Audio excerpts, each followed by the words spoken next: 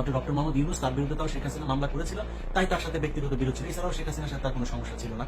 বাকিগুলো যেগুলো আছে তাদের সাথে কোনো সমস্যা ছিল না, বরং বেশিরভাগই এই শেখ হাসিনার কথা শুনে তারপরে তারা কাজ করেছে। অতএব তারা উপদেষ্টা হবে কিসের জন্য? উপদেষ্টা যারা জীবন দিতে চেয়েছে তারা হবে, যারা স্বাধীন করেছে তারা হবে। একদম 24/7 গাঁজা খাওয়া একটা ছেলে হচ্ছে এই লোকটা, এই যে ফারুকি। বিশ্বাস না করলে এটা জিজ্ঞেস করেন যারা যদি মিডিয়াতে করেছেন। 24/7 গাঁজার উপরে থাকে এবং বিকৃত যৌনাচার এই ব্যক্তি সরাসরি লেসবিয়ান, তারপরে গে, এগুলোকে প্রমোট করেন এবং তার বিভিন্ন নাটক সিনেমাতেও এগুলো তিনি প্রমোট করে থাকেন। পরকীয়া থেকে শুরু করে যত ধরনের অসামাজিক কার্যক্রম এবং বিকৃত রুচি, বিকৃত কথাবার্তা, বিকৃত গালি নাটকের মধ্যে প্রমোট করার ব্যক্তি হচ্ছে এই ব্যক্তি।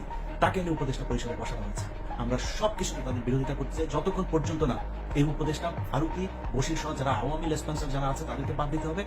হাসনাত এবং সার্জিস তারা যে আন্দোলনে ডাক দিয়েছে, আবারও সেই আন্দোলনের সাথে একাত্মতা ঘোষণা করছি এবং বাংলাদেশের মানুষের কাছে আমাদের অনুরোধ থাকবে, তারা যখন যেটার ব্যাপারে আপনাদেরকে বলবে আপনারা বাংলাদেশের জনগণ তাদের পাশে থাকবেন, কারণ আপনাদের সরকার এটা। গত